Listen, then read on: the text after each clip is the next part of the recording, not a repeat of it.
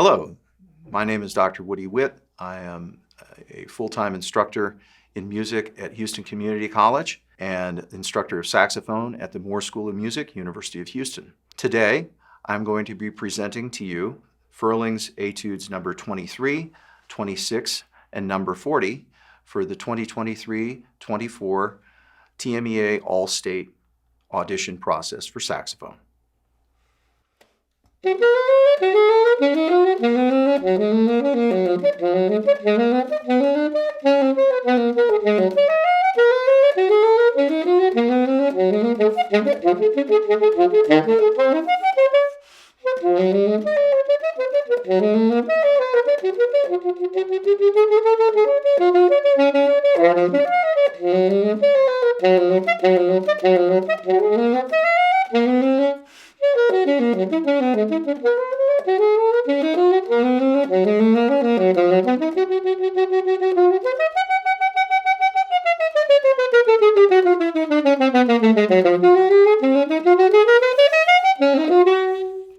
So we come to Etude 26. I believe this etude is one of the most challenging etudes in the book. It's one of the reasons that I chose it. So I'm going to give you a few ideas on how to practice it. A couple issues that you deal with, kind of like etude number 40, is which B-flat fingering are you going to use? So in this etude in particular, I use 3 different fingerings. I use the bis fingering, 1, 2, and side key, and also 1 and 4. And the 1 and 4 fingering I use in particular in measure 7. Measure 7 is a very problematic measure. You have these very awkward leaps, more than an octave. I'll play it very slow just so you can hear it.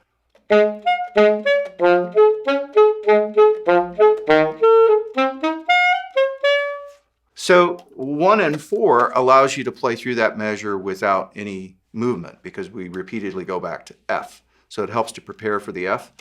If you wanted another option for a fingering in that measure, you might use bis. We have other leaps that are happening, of course, in measure 9, skipping down to the lower register, measure 13, upper register and lower register, rapid changes. And I think in all of those cases, what the performer should do is think about the bottom note as you're playing. The upper notes will come out. You could also practice it changing the register, playing the upper part down an octave, or putting it closer in range. So for example, let's look at measure 9, so the way it's written.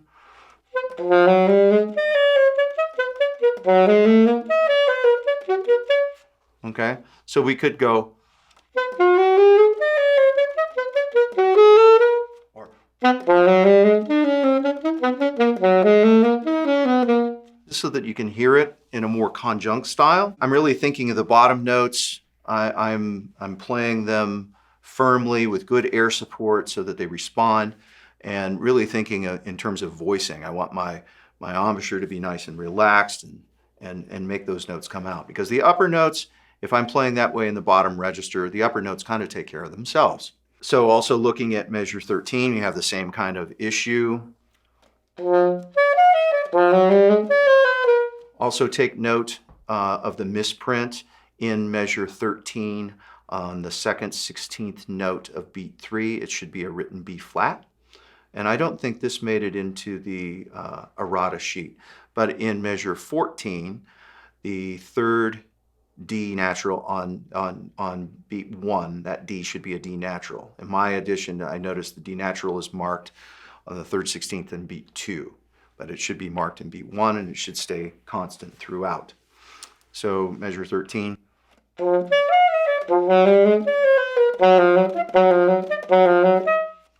And you don't have to overdo the separation on the upper notes either.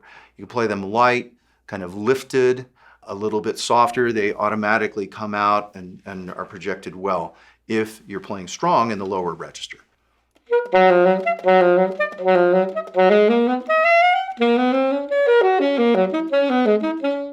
Throughout this etude, the opening motive, you have the first note being tongued and then slurring the next 4 notes actually into the downbeat. So this pattern is pretty common. And I think it's good to give a slight separation between all of those slurred groupings, because that's part of what makes this piece rhythmically interesting and exciting. Measure 4 is a good place to put everything within one octave so you can get a sense of what the melody is, hearing. Because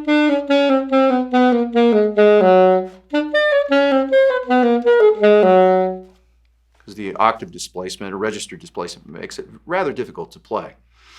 It's also very important in measure 12, where we have the wide leaps happening. It's basically a B-flat triad that you're playing, making sure you intensify your air, push to the bottom, to the downbeat of measure 13. So here's starting in measure 11.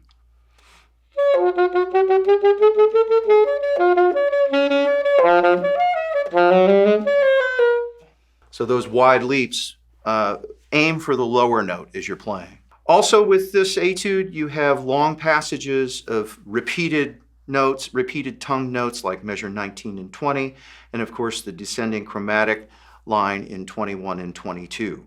So this requires endurance and control on your tongue. As with Etude 40, I would recommend practicing this etude, doing it all tongued at a slower tempo so you can build up control and endurance with your tongue, and also doing it slurred so that we work on connection. Another thing I like to practice is this kind of like additive practice where I might just play one measure, then I add another measure. And oftentimes people do this from the beginning of the etude, but I think it's fun and helps to strengthen the etude if you work backwards. You play from the end. So for example, if I start in measure 24, the last measure of the etude, just play that measure, then go to measure 23, then go to measure 22,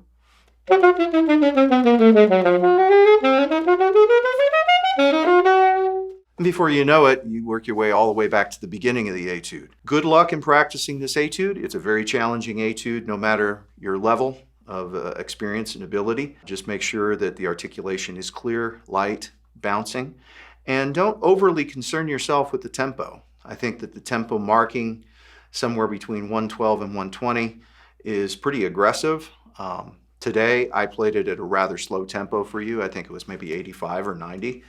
And as long as the etude has good energy and feeling, allegro, so fast, con brio, with fire, the fiery kind of energy, I think that's what's important, more than are you reaching or achieving a particular metronome marking. So capture the spirit of the music.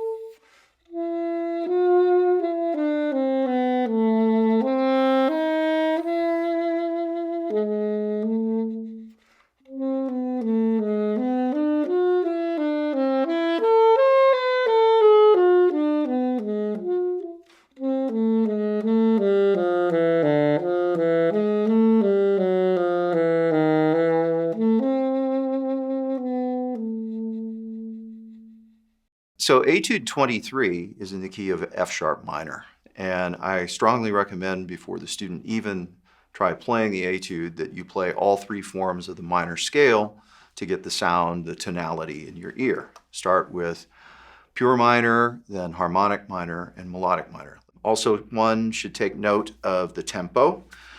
With this etude, even though it's in 3, we're going to be counting the 8th note, and the recommended tempo is 8th note equals 72, and it says andante, which most people interpret as a walking tempo.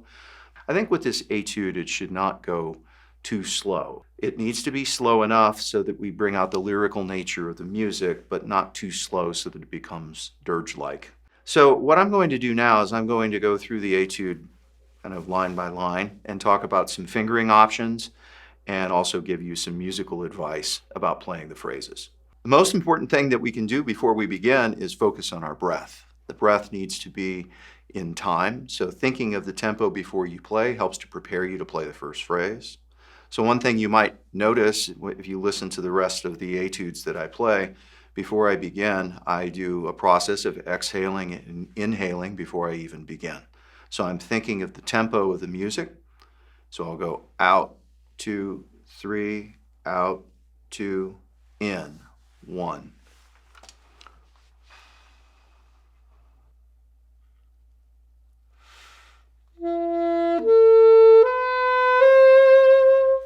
And I take that much time in preparing for that entrance because I want to be relaxed and play very delicately when I come in. The opening dynamic marking is piano, but the opening phrase does climb. So within piano, I might go to mezzo piano, mezzo forte at the top of the line, then backing down, and then pushing forward again. So there's a lot of give and take within that dynamic. Also, I want you to take note of the fingerings that I'm using.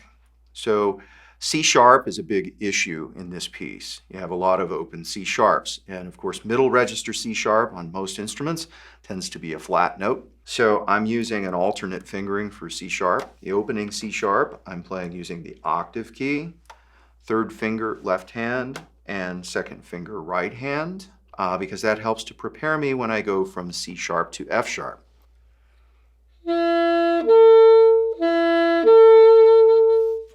Fewer fingers are moving. Also, it puts the C sharp in the same register as the F sharp, so it makes it very smooth and connected. Listen to if I play it without using that alternate fingering. Now with the alternate.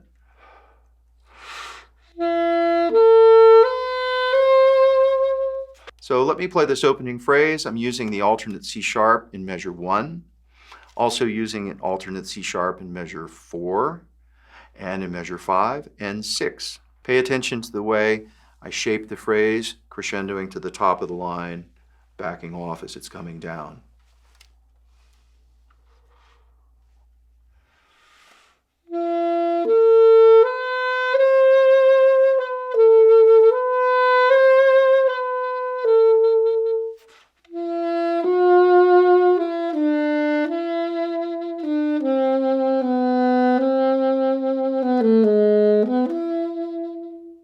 Also measures 5 and 6 using the alternate C sharp.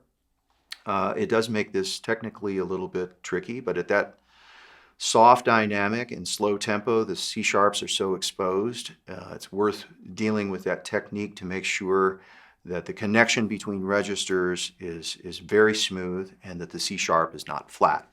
So here's pickups to measure 5.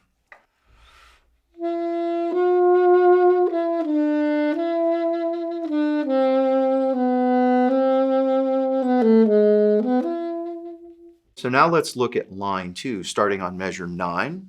So we have a slightly embellished version of that opening phrase with the trill in measure 11.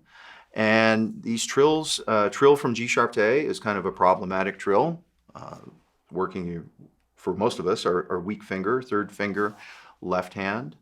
And the thing about a trill like this in something that's kind of vocal in nature is you don't want the trill just to be as fast as possible. And even though it's only 1 beat, I want to start a little slower and speed it up and then go into the grace note approach to beat 2. So here's starting in measure 9.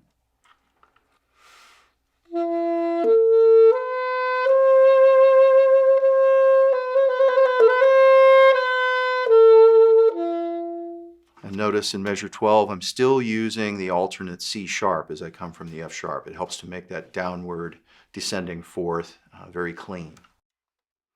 Now we have our biggest dynamic shift that happens into measure 15, where we build to forte. So you have to make a lot out of this crescendo from measures 13 and 14. Here, starting in the pickup to 13.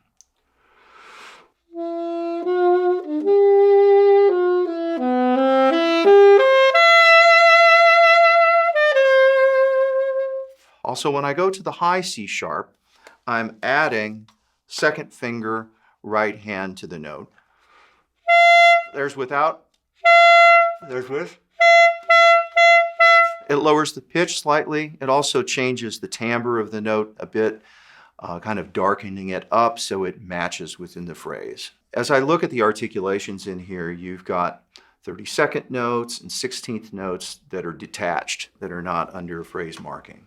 This is very vocal in character, and it's not super slow, but that said, I don't think that those notes should be played too detached, because that takes away from the smooth character of the music. Let's continue on here in measure 17, looking at the third line of the etude. And again, we have a lot of C sharps in the mid register, and in measure 24, we end with 3 C sharps in the upper register. So I'll be adding that right hand fingering, finger 5, to help color those notes. So here's measure 17.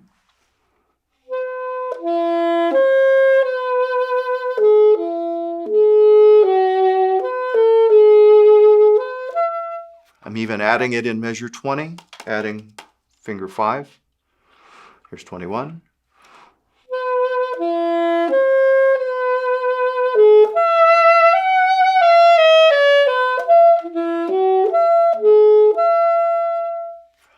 Now for some reason, here I'm liking to use finger 4, and I think it's because of the presence of the E sharp or F. So coming back to that, it helps to anticipate that note as we change.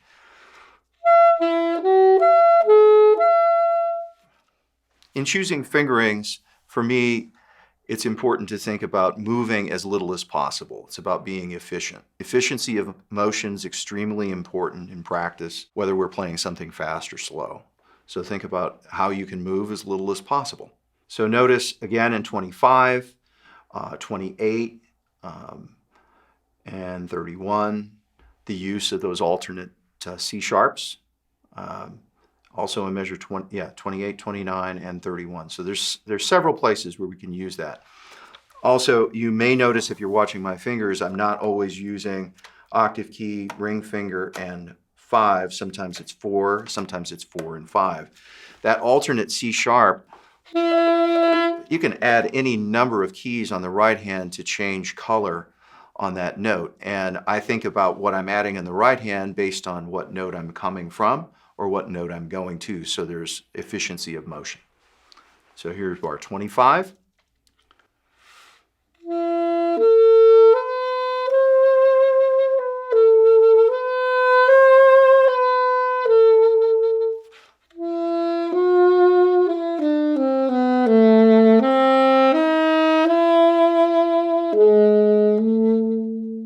Now leading into the end of this piece, this is really tricky because you have a long phrase to play and no real place to take a breath. In the Southern Music Edition, they put a breath mark at bar 39. If you look at the Leduc publication, there are more breath marks that are incorporated into it. I think the important thing about playing a phrase like this is that you have to breathe. You're playing a wind instrument. So it's best to take a breath so you can play with a well-supported sound. And I don't like to take a breath in the very last, the penultimate measure, because it kind of takes away from the drama of the ending of the etude. So I'm choosing to take my breath mid-phrase around 36 after I resolve to the downbeat of that measure. So here's pickups to 33.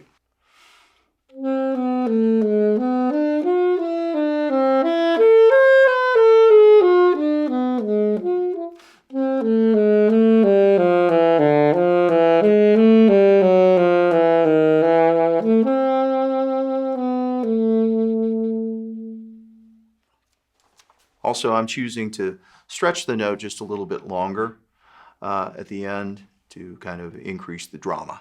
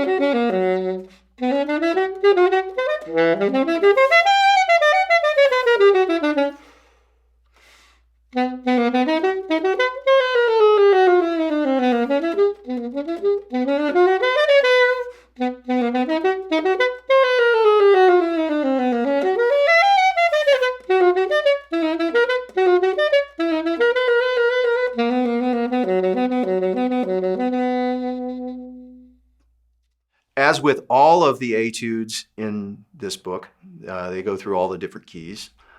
This one is in the key of G sharp minor. And I suggest before you even play the etude to play all three forms of the G sharp minor scale: pure, harmonic, and melodic. So there are a couple of things other than key that make this etude challenging. It's at a quick tempo, and you have a wide variety of articulations.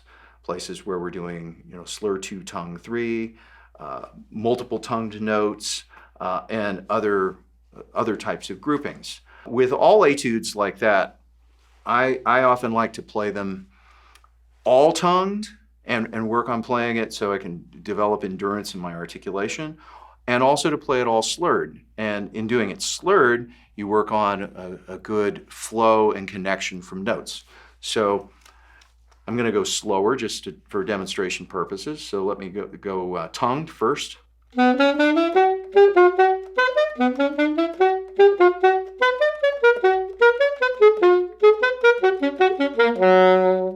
All right, or slurred.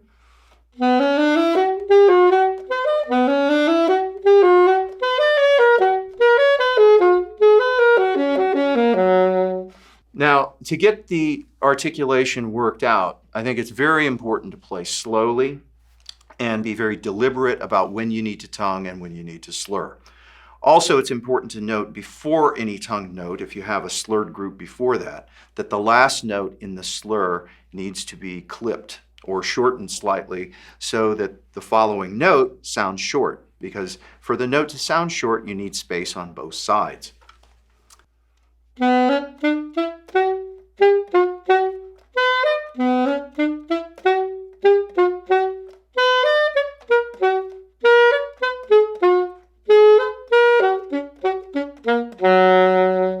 I would start by playing the etude in 3 instead of 1.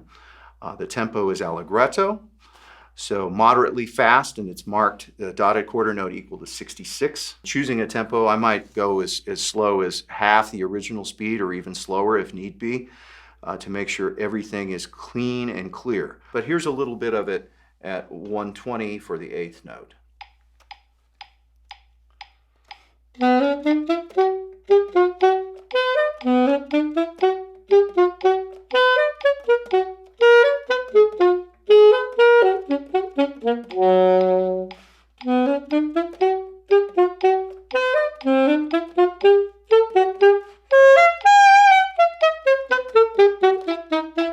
Now, just looking at fingerings again, for A sharp, I'm using 1, 2, and side key for measure 1 and 3.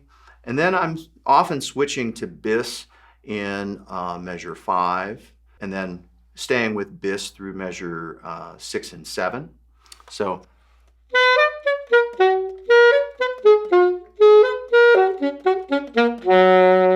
I think that's most efficient. One of the biggest technical challenges of playing the saxophone really is deciding which B-flat fingering or A-sharp fingering you're going to use, because you have at least 5 of them. You've got bis, 1, 2, and side key, in any combination of 1 and 4, 1 and 5, 1 and 6. Those are all B flats, not to mention the overtone B flat. So really you've got 6 different fingerings. The only place where you have a lot of freedom is measure 55, where you have a fermata measure. And I chose in that spot to exhale and inhale before entering back in 56, so that I had a fresh breath and I could come in really strong and make it to the end. Because the ending of the etude is pretty involved, and you don't have a lot of places to breathe. You're having to breathe after an 8th note within a phrase. There's no rest in that spot. So it's important to prepare yourself for that. Breathing, you'll always need to be thinking ahead, thinking about what's happening in the music. How is it going to flow? And make sure that your breath is in tempo and really according to the mood and feeling of the piece. If a piece is aggressive, maybe your breath is more quick like that, or if it's slower and lyrical, you take a longer breath to help set the mood, because the mood is created before you even play the first note. So let me play just a little bit of this closer to tempo and kind of demonstrate how I would breathe. If I'm thinking of it in 1, 2.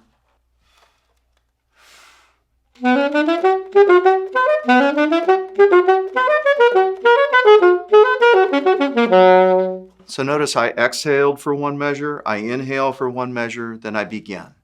And for me, I feel more relaxed when I play, as opposed to if I was thinking 1, 2, 3, 1, 2, 3. The other challenge with this piece, as opposed to all the F sharp or A sharps that we have to play, is dealing with the gradual decrescendo that happens at the end.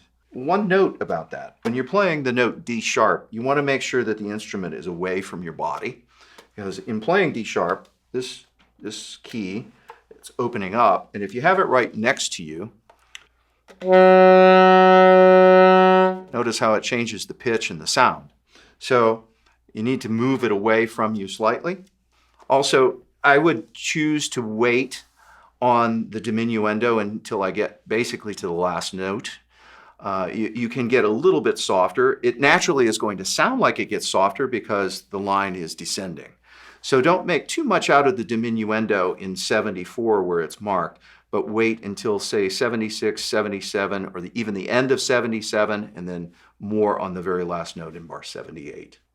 I hope these tips and pointers are very helpful, and I hope that you enjoyed this project. Thank you.